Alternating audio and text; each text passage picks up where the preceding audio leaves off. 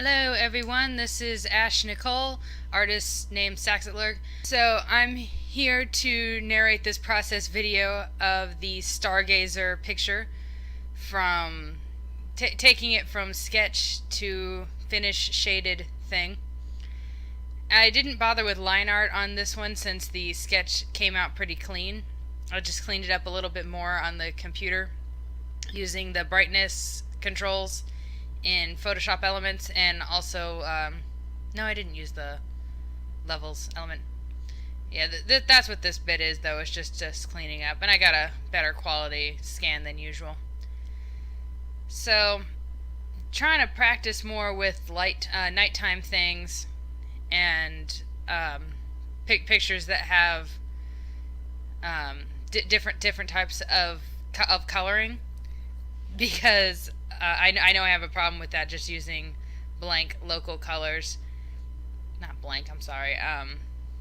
Standard, I guess, would be the term. I'm getting distracted by my own video. So, I'm not great with lineless drawings, but I like doing it for backgrounds because I feel like I always feel like whenever I use lines for backgrounds, it takes away focus from the characters. And this one was easy. It was a building, so it's all straight lines. Googled retro apartment building for that reference picture. Came out with something that had this kind of little bit of an Art Deco triangle thing, which posed a little bit of an interesting challenge because I'm not great at drawing straight lines, but I figured that out. And I wanted to do a second layer right there, but I couldn't quite figure out how to make it work, so I just ditched it.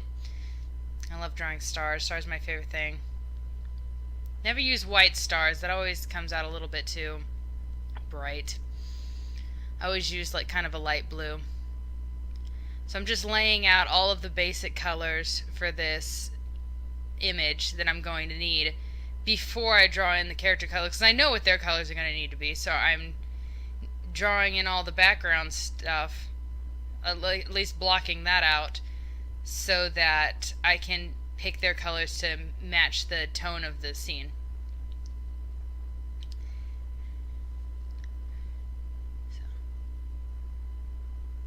And here you're going to see how I'm going to do it. So I have this image of all three of the main kid characters. So whenever I need to pick a scene, instead of experimenting while I color, I just change the colors in this based on whatever the main color of the background is, so that I can so that I can just see how all the colors work together before I do all this work of coloring them in the image. That way, it's like if something, oh no, it's like this darkened, but it's too dark, or now it's chalky, or whatever. I can see that before I do the work. And so with the nighttime image, what I did is I just took all the individual colors, pushed them a little closer to the blue side of the spectrum. So like Nellie's dark skin, like it's normally kind of reddish. I just pushed it more towards purple, and of course darkened and desaturated it a little bit. And that's true of just all the colors, so that it looked like if you put it against a white background, it would look too dark, too far from their original colors. But you put it against this dark blue, and it looks right. And that's kind of the point of it. Couldn't decide on Nellie's legs, whether she should be wearing stockings or not, so I just went with not. Looked a little cuter. Nellie always wears dresses and skirts. That's her thing. She never wears pants. And Paula Paula will sometimes wear a skirt, but they usually wear pants when out of uniform, and they will never wear dresses because a dress makes them look like they're 8 years old. That is the canon reason why Paula never wears dress of their own volition.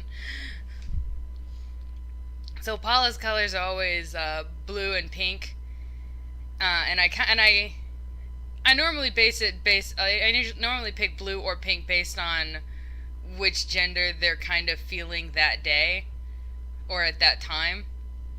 So in my head, they're feeling more feminine right now. I always decide before I draw them, even though it doesn't always come out in the like in what they're wearing. Like, you know, a boy or a girl could be wearing this outfit that Paul's wearing right now.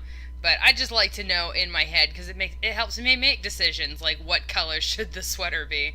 Although, yeah, as you saw, I started with pink, and then it didn't look good against this guy, so I changed it to blue. So, oh well.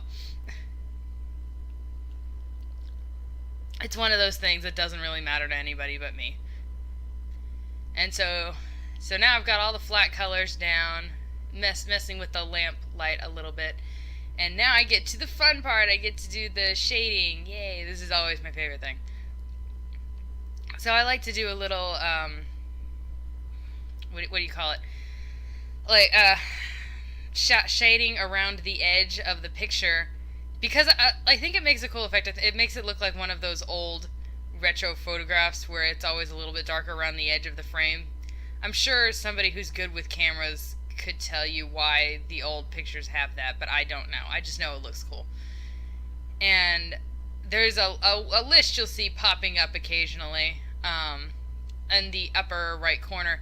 And before I do shading and lighting and whatever, I always make a list of what I want to do, just so I don't forget any of it. Like, okay, I want to do some hard shadows in this, so I put that on the list. I want to do some specular highlights, so I put that on the list. I want to go back and make things low, so I'll put that on the list. Oh, damn it.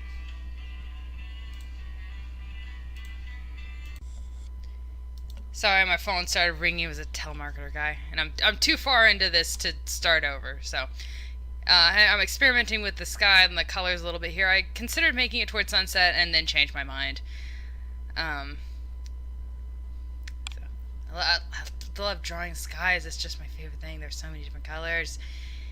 Putting glow on all the biggest stars, the biggest, brightest stars. Don't put a glow around every single star because that'll just get repetitive. You want only a few of the biggest and brightest to stand out. So. Oh, here I'm doing the hard shadows. So what I always do for hard shadows is I just put a layer on multiply and then just fill everything with the shadow color and then just erase everything that doesn't have shadow. And I feel like that helps me make more dramatic shadows, especially when it's a dark scene like this. And then I go through with the water tool and I soften some of the edges. A good rule for softening edges when it comes to shadows is any shadow that's cast by the roundness of something, like if the shadow is cast because because of a curve, like on Nellie's cheek there, like the shadow is there because her cheek is curved, so like it curves away from the light, so that would be a soft shadow that you would blur. A hard shadow, like all cast shadows are hard shadows, they have hard edges, so there's not really an example here, but like a shadow that's caused because something is overlapping the light and blocking the light from something. Oh, like where they're sitting, that would be a cast shadow. It doesn't show up very well here. Oh well.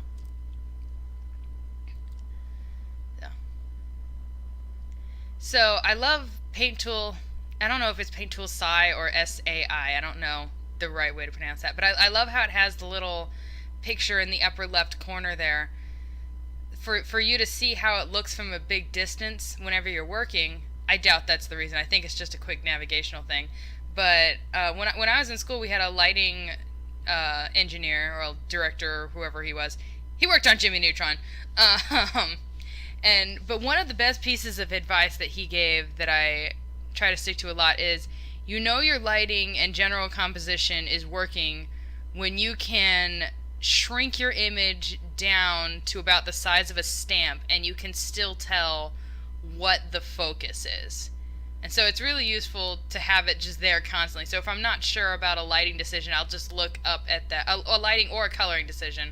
I'll just look up at that little picture and I'll be like, oh yeah, it works. I can still tell what everything is. Or, oh no, that doesn't work. Now the focus is split. Because I want the focus on this to be squarely on their face, on these two's faces. Which is where I usually put it because I like to draw people.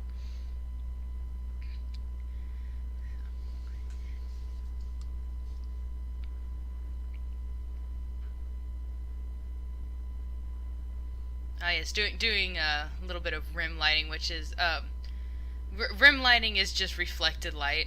So, like on Nellie's butt right there, you see a little bit of light. That's just light reflected off the surroundings and going back onto the character. And on this picture, I did it really easy. I just went back and erased a little bit of the shadow layer instead of putting in a new color. and it just helps define shapes in darkness. So whenever rim lighting isn't, you can always do it, but it's not really necessary in brightly lit scenes. But in dark lit scenes like this, it's really useful.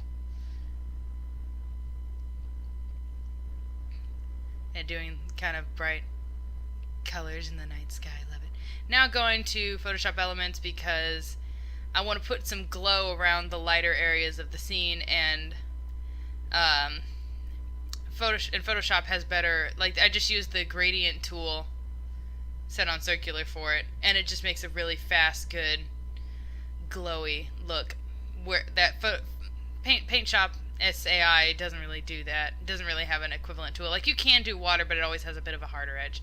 Now I'm just playing with textures here, because every now and then I want to add a texture, but I'm not a huge texture person, so I never want it to look too textury.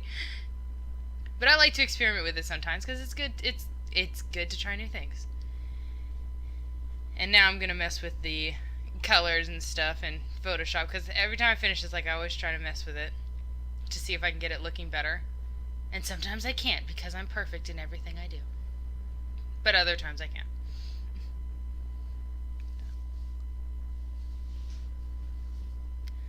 So there is the finished picture. I'm really happy with how it came out. It's my new phone image. You can find me on Patreon, Instagram, Tumblr, or DeviantArt. So please support my work. Thank you for listening. Bye!